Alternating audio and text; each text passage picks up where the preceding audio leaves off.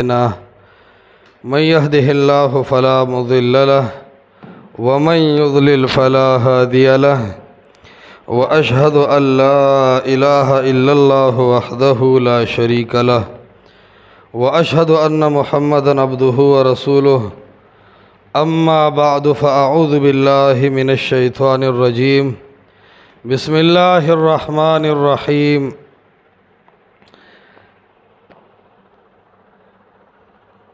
يا صاحب السجن أأرباب متفرقون خير أم الله الواحد القهار وقال تعالى في مقام آخر وإلهكم إله واحد لا إله إلا هو الرحمن الرحيم د مسلمانانو د دین یو اهمه او بنیادی عقیده چې دا هغه عقیده توحید ده. دا خبره بوالو چې دا خبره یو کمزور تعبیر معلومیږي چې اغاړو مسلمان نه دی چې عقیده توحید نه، دا تعبیر کمزور دی، بلکې دا سه پکار ده چې اغاړو انسان نه دی چې د الله د یووالي نه خبره دی. د توحید او د الله د یووالي نه به مسلمان پورا خبر وي. مسلمان ته به توحید لغوي اصطلاحي معنی یادي. مسلمان د ته توحید اقسام هم یادي. د توحید په موضوع باندې به خبرم کولی شي مسلمان. نو هر نارینه او زنانه لوی واړه د الله د توحید نه خبرول ضروری دي. امام بخاری کتاب التوحید باندې فتح الباری کې ابن حجر عسقلانی رحمت الله علیه وی التوحید مصدر وحد یوحد. دا توحید د باب تفعیل نه مصدر دی او معنی د وحدت الله، الله می یو امانو، یعنی اعتقدته منفردا بذاته وصفاته لا نظیر له ولا شبیه له. الله تعالی بزما په دې زړه کې دا عقیده ده چې یا الله ته یو یې په خپل ذات سره، ای الله ته یو یې په خپل صفات سره، ستا مشابه هم څوک نشتا او ستا په مثل او ستا برابر هم څوک نشتا. ته یو داسې ذات او داسې هستی چې په کائنات کې لوی واړو کې څوک ستا برابر نشتا. دا به د مسلمان عقیده. دریو معنو سره لغت کې د توحید دا ټکی استعمالیږي. شرع قاعده اول کم ذکر کوي الحمدلله المتوحد بجلال ذاته. دا الله تعالی دا لوی شان ته یو غني چې رب العالمین سره بل څوک شریک نشتا. جعل الشیء واحدا. او په دې معنی سره قران کې توحید سوره صاد 38 آیات کې مستعمل شوی دی. کله چې محمد رسول الله صلی الله علیه وسلم عرب یو الله ترو بلل نو هغه اجعل الالهه الها واحدا ان هذا لشیء عجاب. دا ټول اولیاء، دا د جاړو بابا، دا د سرخوږي بابا، دا د خپو بابا، دا د اولاد بابا، دا حاجاتو کرا رسودونګي، دا ټولونه د صفات را واغستل الہ واحده. د زمکې نه د اوچت کړو بر اسمان کې د یو الله ثابت کړو. ان هذا لشیء عجاب. وی لوی جنگ ته د اراده ده. دا خو زمونږ د ټولو آباو په دین باندې سره لګي. نو توحید څه ته وایي؟ یو ذات د بار ټول صفات منل او د نور نه لري کول. دویم معنی د توحید استعمالیږي الحکم علی الشیء بانه واحد. په یو سیس داسې حکم لګول چې دا یو دی او دویم وسره نشتا. دریم معنی خلق ذکر کوي العلم والاعتقاد بان هذا الشیء واحد. دا عقیده جوړه کې او دا معلومات حاصل کې چې دا ذات د الله یو دی او بل وسر شریک نشته دی، د توحید وي. عرض میں دا کو چې توحید په لغت کې وی یو والی تا. داس تیز کې داسې زه نه اورم، واسمه مری خرابه ده ناس یې بس په بیغمه. نو عرض میں دا کو چې توحید په لغت کې دی ته وایي چې د الله سبحانه و تعالی یووالي ته اشاره وکړي چې الله تعالی یو دی. او یاد ساتئ دا عقیده د الله د یووالي دا خو مونږ ته الله را کړې ده، نو مونږ ډېر احساس او د هغې نعمت اثر باندې نه پوهېږو یا یې قدر نه کوو. هغه خلکو ته وګوره د چا سرونه چې د الله په ځای درګاهونو ته پراته دي. هغه خلکو ته وګوره چې هغه د شپې ولاړ الله ته دی او سوال او دعا چې کوي نو باباګان او اولیا په توفیل او وسیله کې الله سره شریکان جوړوي. دغه ټیم کې سړي ته افسوس راشي چې و د الله بنده تا کې او د ابو جهل دی په عقیده کې څه فرق دی. او محمد رسول الله صلی الله علیه وسلم ته عقیده د توحید دومره ګرانه ده چې ټوله ورځ لګیا دی او د الله توحید او د الله یووالی محمد رسول الله وسلم خلکو ته بیانوي. التاریخ الکبیر دریم جلد صفحه 14 کې ذکر کوي منیب ابن مدرک الازدی د خپل پلار نه او بیا د نیکه نه روایت نقل کوي. هغه وایي زه د جاهلیت په زمانه کې راووتم. دا منیب ابن ادرک وایي د جاهلیت دور دی، د الله کور د حسونو بوتانو نه ډک دی.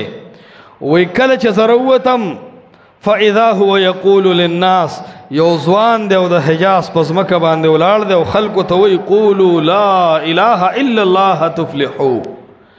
اے خلکو ووایئ چې لایق د عبادت یو الله دی. لات منات غزا او هبل وی وړوکې ژوندې مړې پیر ونه ګټه لوټه ځوان بوډا دا لا لا لا دی هیڅ نشي کولی الا الله، هر څه یو الله کوي. وایي زه ګورم یو ځوان دی خولې ترې نه بهیږي او په دغه یو چغه باندې لګیا دی او په دې بازار کې ګرځي. وایي دې ته م ګورمه زه ترې روان شومه. وایي خلک داسې دي چې ومنهم من تفل فی وجهه څوک لګیا دي د دغه ځوان په مخ باندې توکاڼې توکي. ومنهم من حصى عليه التراب څوک لګیا دي او ځمکې ته لاس کوي موټې راډکوي په شګو په کاڼو باندې ولي. ومنهم من صبها څوک ورته د پلار او د نیکه په کنځلو لګیا دی. حتی انتصف النهار د جاهلیت د زمانې دا سړی وایي د دعوت شروع دی د خلکو کنځلې شروع دي. وی سحر نه زه ګورم چې دی لګیا دی. حتی انتصف النهار وی نور د سر د پاسه ودرېدو ورځ چې کم دی نو نیمې ته ورسېده دی بیا هم خپل دعوت جاری ساتي او خلک یو الله ته رابلي. ټوله ورځ د الله توحید او د الله یووالی محمد رسول الله قوم ته بیان کړی دی. اشاره ده چې دا ډېره اهمه عقیده ده. ګلونو ګورئ دا د الله د یووالي عقیده قسم بالله په دې باندې جنگونه شوي دي، په دې باندې قومونه دوړلې شوي دي، په دې باندې انبیاء علیه السلام د قوم نه بغاوت کړی دی، په دې باندې چا پلار پرېښی دی، چا پې رشته دار پرېښي دي، چا پې عزیزانو کلي ولاقه پرېښې ده. دا د الله سبحانه وتعالی د یووالي جنګ لړاو شوی دی. نو ما عرض دا کو چې د الله تعالی یووالی به د مسلمان په دې زړه کې دننه وي. هغه زړه نه دی چې د الله یووالی پکې نشته. دا یو شاړ کور دی. زړه هغه زړه دی چې په هغې کې د الله تعالی د یووالي ځای وشو او صرف د الله د یووالي ځای نه د الله مقابله کې که نبي دی او که غیر نبي دی، که ولی دی او که غیر ولی دی، دا ټول بار که او د الله تعالی مینه زړه کې دننه که دقه زړه دی. د زړه صفائی د الله تعالی په یووالي باندې راځي. او یاد ساته د عقیدې اصلاح دا په شونډو په ذکرونو نه کیږي. لا اله الا الله تاسو یو ځل ووایئ لا اله الا الله په دې ژبه وړکېده او شونډې پې ونه ړکېدې. یو غټ عالم دی نزهة المجالس لیکلی دی د شیخ عبدالرحمن الصفوري الشافعي اول جلد صفحه 14 کې نکته لیکلې ده.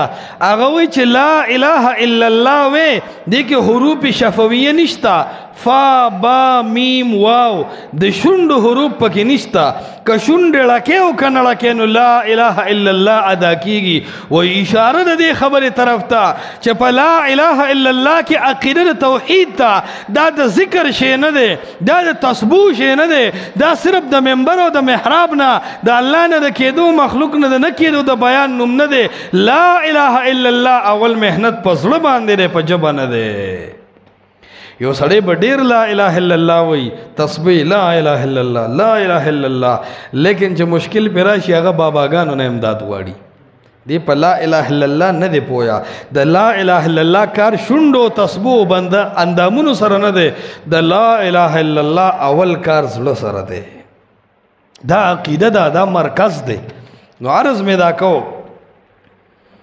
چې دا عقیده مسلمان خپل کی او په دې باندې ډېر غټ محنت وشي یو عالم کتاب لیکلی دی محمد ابن عبد الوهاب نجدی رحمت الله علیه کتاب التوحید په هغې د عرب علماء ډېر زیات شرح لیکلی دي او په هغې کې د الله د توحید اقسام د هغې تعریفات د هغې احکام ډېر په تفصیل سره ذکر کړي دي او حاصل د خبرې دا دی چې زمونږ زړه ته د الله تعالی یووالی وردن نشي د الله سبحانه وتعالی مونږ یو وګڼو او دا ووایو چې د الله په ذات کې او د الله په صفاتو کې د رب العالمین سره څوک شریک نشته کاغه خپل وی کاغه پردی وی کاغه نبی وی کاغه ولی وی کاغه ملائک وی هر څوک چې وی خپل حیثیت دار چاشتا خو د الله تعالی په صفاتو کې چاته د دخل اندازه اختیار نشته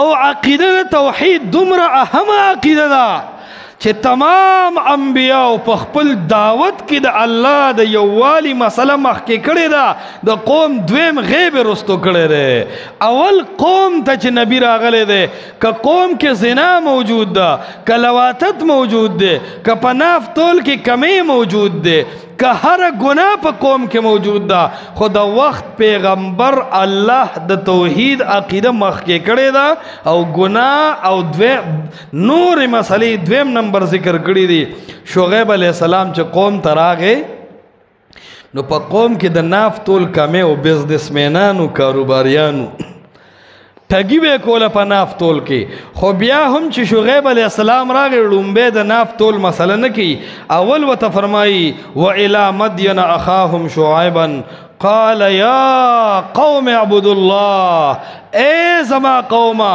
اعبدوا الله عبادت د یو الله وکي ما لکم من اله غیره علما پویږي ما لکم نشت تاسو دپاره من اله سوک فریاد اوریدونکي من اله سوک مشکلات حل کونکي من اله سوک امداد کونکي غیره سوا د الله نه بل سوک ستاسو دپاره اله او امدادي نشتا عالمان وی ما لکم من اله نکره ده او په سیاق د نفی کې راغلی ده دا عموم پیدا کوي معنی ولوي ان النکره تحت النفی تعم دا عموم پیدا کوي منطقيان وی نفی د حکم د محمول کی د جميع افراد د موضوعنا په مخ د زمکه بيد الله نه بل څوک الہ نشتا نو بیا ورته رستو وی ولا تنقص المکیال والمیزان ناف تول کې کمی مکوي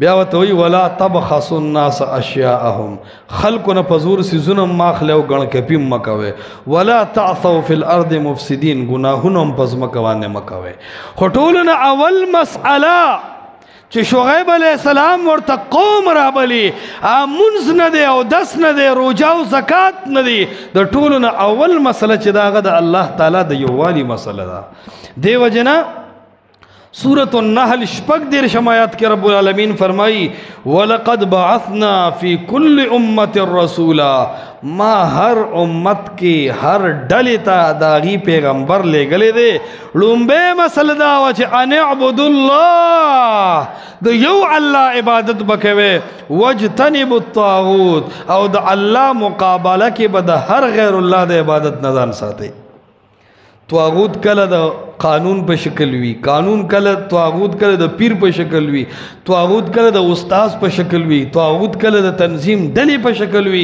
ان اعبد الله خبر به یو الله منه، واجتنب الطاغوت او د غیر الله د بندګانو بزان ساته. دا اولنې مسله د تمام انبیاء مخکې کړې ده. امام قرطبی رحمت الله علیه د سورۃ البقره د والهکم اله واحد آیت لاندې لیکي ان اول ما يجب اظهاره ولا يجوز كتمانه امر التوحید. ټولنا اول هغه مسله یجب اظهاره چې په عالم لازم دي چې داغه اظهار خلق ته وکي، ولا يجوز كتمانه داغه پټول حرام او ناروا دي. امر التوحید هغه د الله د یووالي مسله ده. نو عرض مې دا کو چې د الله د یووالي مسله دا د ټولو نه اولنې مسله ده. د اهل بدع او د اهل شرک خلکو منبرونه وګوره، دا د الله د توحید د بیان نه خالی دي. د الله توحید چې کوم عالم بیاني پوه شه دا حق پرست دی. د حق پرست یو نښه دا ده چې دی به د الله تعالی توحید شوق سره بیاني، او د اهل البدع او اهل الشرک والضلاله نښه دا ده چې دی به د الله د توحید په بیان تنګیږي او نه به بیاني. تاسو وګورئ چرته دی زیات تر دی تقلیدي طبقو د دیوبندي ډلو د تنظیمونو والو مارکیټ ته چې د دې څومره کتابونه راځي چرته به ونه وینئ چې د الله په توحید باندې دی کتاب لیکلي نه لیکي، په دې بحث نه کوي. چرته وګورئ د یو بریلی عالم ممبر، د یو ډله پرست عالم ممبر، د جامد تقلید والو علماو ممبرونه وګورئ.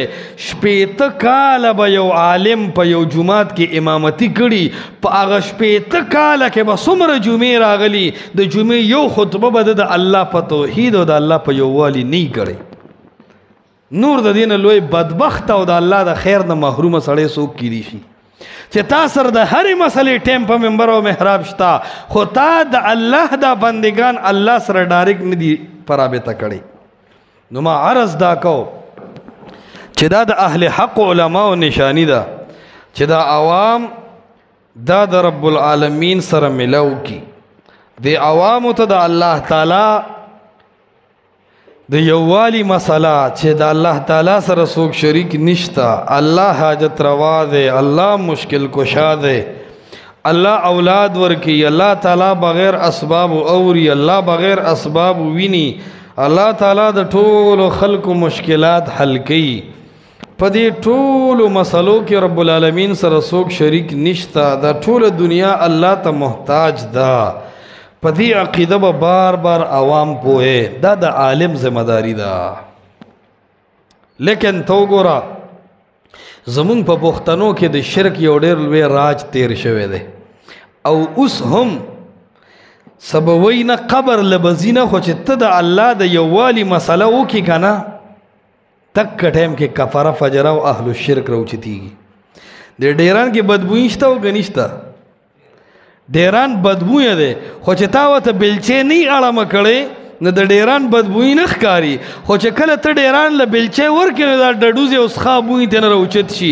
دقسې چې ته د شرک رد لخپه ورکې او د الله تعالی په توحید باندې اواز اوچت کې، خلک وایي پنجپیری دی، وابي دی، ځان ته ساتې، د اولیاو ګستاح دی، اولیاء نه مني. ته هر څه منې، خو تا د الله حاکمیت او د الله د الوهیت خبره وکړه. دغه ټیم کې شرک پرسته طبقې ټولې راپاسي، هغه خلکو نه به د شرک هغه خبرې واورئ چې ته به وایې ګنې دا د رسول الله د صف د ودرولو خلک دی، لیکن د هغې نه به هغه خبرې واوري وي نه دا اولیاء دي. وایي زمونږ یاد شي په مونږ به دانې راوختې چې دې تر ډېرې بابا له بلاړو دانه به ښه شوه. ته به هغه ټایم اریان شي چې ته خو ما ډېر لوی مؤمن موحد او مسلمان ګڼلې، تا کې او ابو جهل کې خو هېڅ فرق نشته.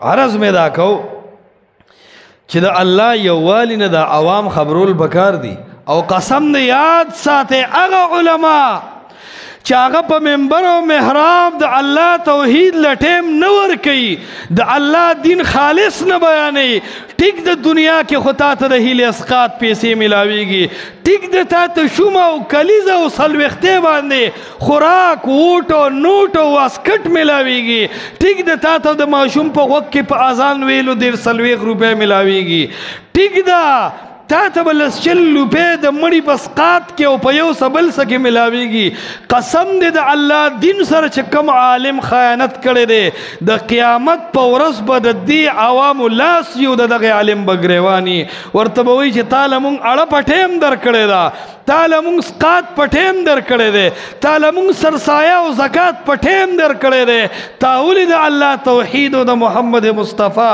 د خالص رسالت خبرې نه مونږ غافله ساتلي یو د قیامت په ورځ به دا د حق مقابله او دا په حق چپوالی د دې عالمانو په سر وبال وي دې د وجه نه دی باندې هر امي پوه شي بیا د خپل کور کې ماشومان پوه کي چې د الله تعالی یووالی دا د مسلمانانو په سینو کې په عقیدو کې راشي محمد رسول الله صلی الله علیه وسلم چې کله سیدنا معاذ ابن جبل رضی اللہ تعالیٰ عنہ کل یمن تلیگو نو فتح الباری کی حافظ ابن حجر عسقلانی رحمت اللہ علیہ روایت دے ابن عباس کے فرمائی کل چھ رسول اللہ علیہ السلام معاذ رضی اللہ تعالیٰ عنہ یمن تلیگو ورتیو فرمائل اے معاذا انکا تقدم علی قوم من اہل الكتاب تیو دا سے قوم تروانی چاگی تو یہود و اہل کتاب وی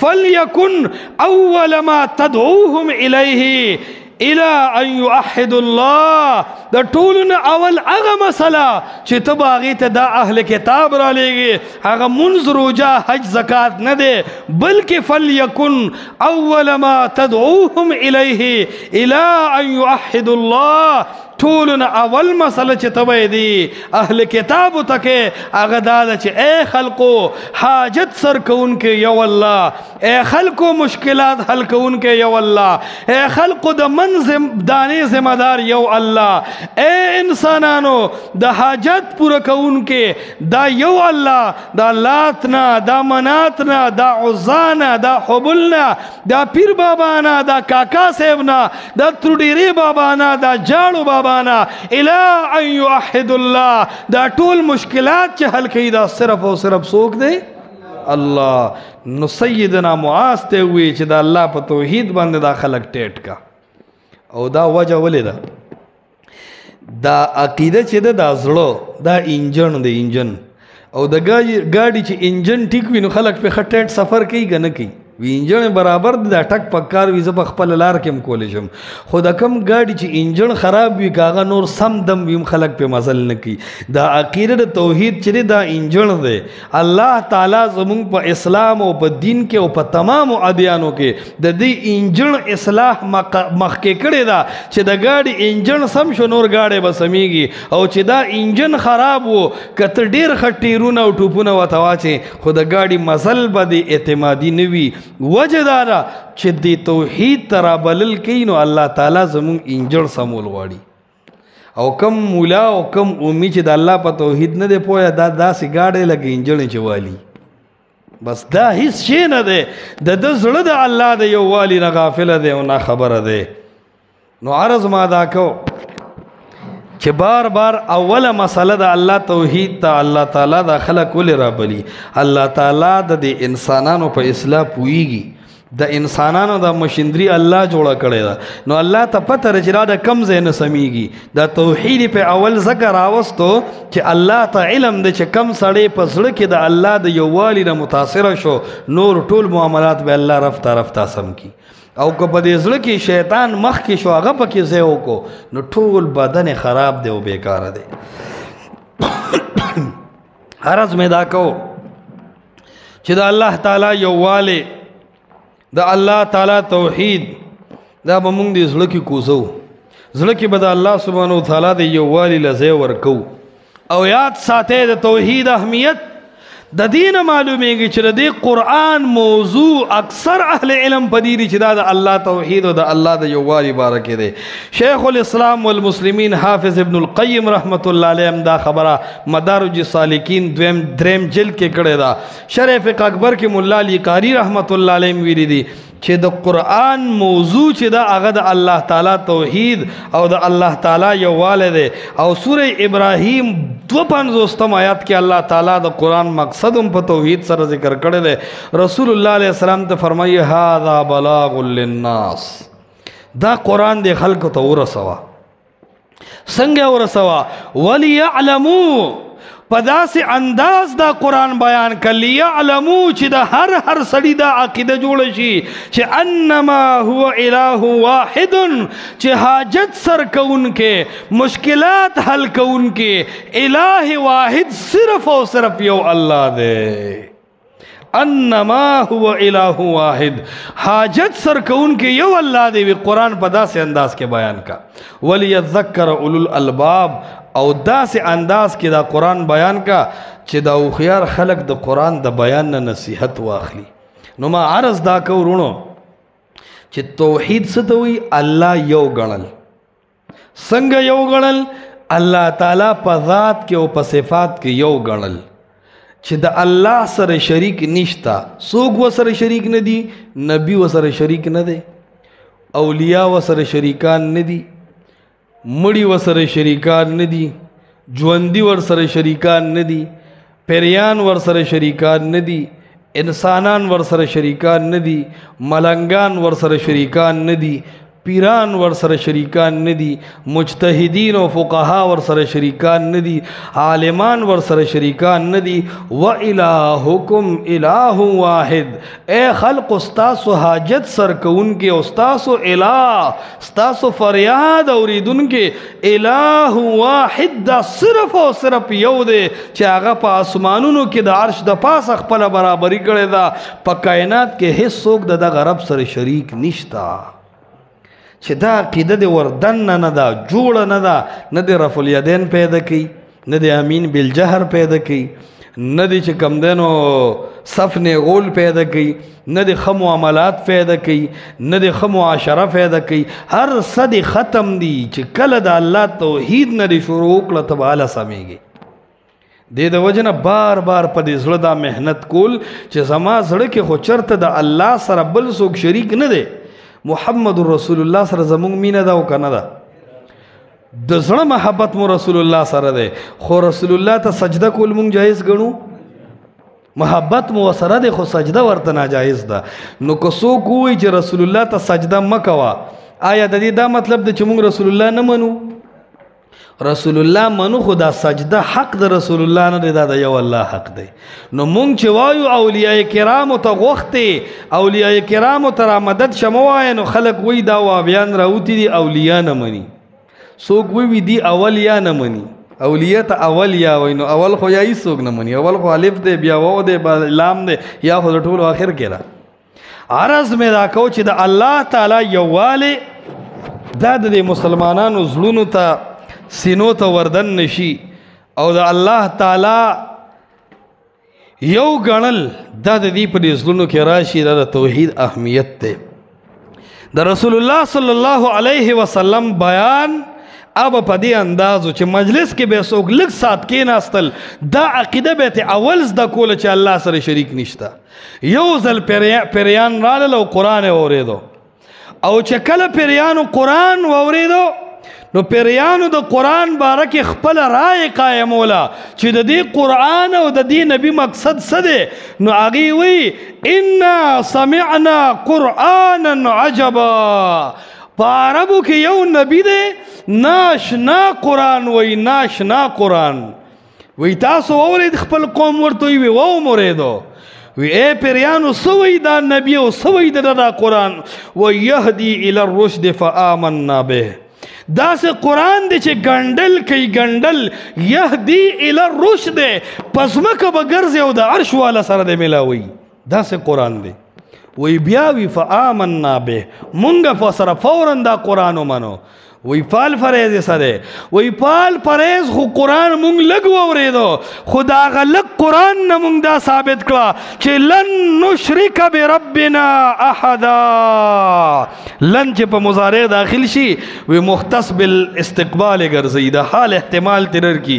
لن نشرک بربنا احدا، تر مرګ پورې به موږ د خپل رب سره شریک نه جوړو، څوک به نه شریک کې، صرف ونه او ګټه دکان چې ډوډۍ نه احدا نکره په سیاق د نفي کې دا وای دی کم پیغمبر چې راته قرآن بیان کو دا پیغمبر هم الله سره شریک نه منم.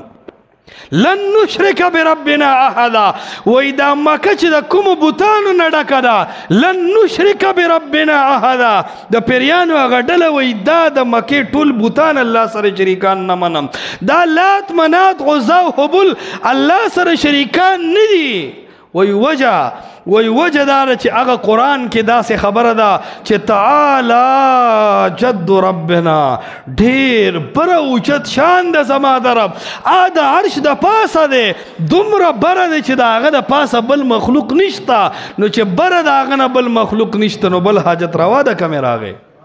او بیا ورته وایي صرف اوچتوالی پرېږده، داسې رب الله مونږ ته نصیب دی چې متخذ صاحبة ولا ولدا، نه ښځه شته او نه بچي شته، نه ښځې ته محتاج دی او نه بچو ته محتاج دی، خلکو ته ښځې او بچي ورکوي. متخذ صاحبة ولا ولدا، زمونږ رب ښځې او بچو ته نه دی محتاج. مونږ د خپل رب د کتاب نه دا عقیده زده کړه او دا به قوم ته رسو.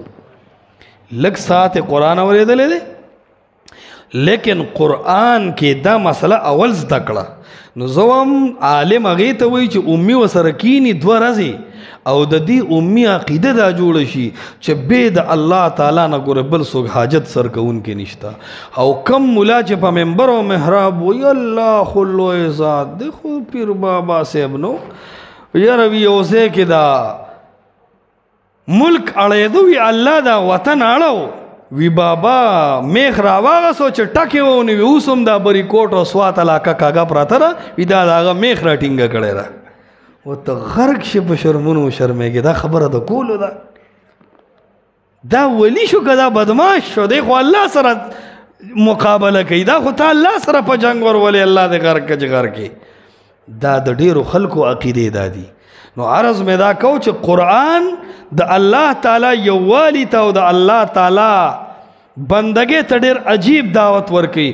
او یاد ساته چې عقیده د توحید د کاږه ده، نو ګورې په مونځ او دسته آبادي نه سمیږي. د توحید مثال په شان د بنیاد دی. بنیاد چې کوږ روان کې نو دیوال به نیغ رواني که کوږو.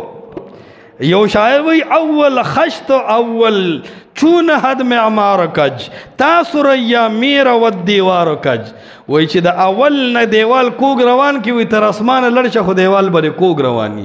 نو خپل بنیادونه نیخ کې د الله په یووالي په مضبوط پیلر او په مضبوط بنیاد باندې چې بیا لس چته خېجه نو مخېجه چې عقیده دې سمه نو نوافل وکا، که عقیده دې سمه ونه تهجد وکا، که عقیده دې سمه وروجه ونیسا، چې عقیده دې سمه ونه ذکر عبادت وکا، چې عقیده دې خراب ولکه په پنچر ټیر چې گاډي چلے نو گاډي تلل فایده کوي. دې د وجنا نن می صرف د الله د توحید معنی د بیان کړه چې د توحید معنی دا الله یو غنل په ذات کې او په صفات کې. او د خلکو خبر وي د جبرئیل نواله تر میږي پورې لوی وړو کې ټول مخلوق الله ته محتاج وګڼه او الله سره په دې ټولو مخلوقاتو کې نه برابر شته، نه پی اوچت شته، نه تزور ورشته او نه ور سره حصدار او برخدار شته. دا د تو اهمیت سوره ده. اهمیت د الله د توحید دا ده چې په تمام دینونو کې، په تمام مسلو کې، په تمام حالاتو کې د الله د توحید او د الله د یووالي عقیده مخکې کا. د دغه نه بعد بیا منځونه او د سونه او روزې زکاتونه او تلاوتونه دي. دا د توحید معنا، مفهوم او اهمیت مونږ ذکر کو. ان شاء الله بیا به د توحید اقسام، داغه احکام او توحید په څه مضبوطیږي او په څه خرابیږي ان شاء الله وګدي خطبه او درسونه په هغه باندې کو. رب العالمین دې په صحیح مانو کې زمونږ په دې ځل کې خپل مینه وردن نکي او الله دې مونږ په توحید باندې صحیح مضبوط کی او د شرک بوی او د شرک جړې دې الله زمونږ د زلونو نه کټ کی. هذا وبالله التوفیق.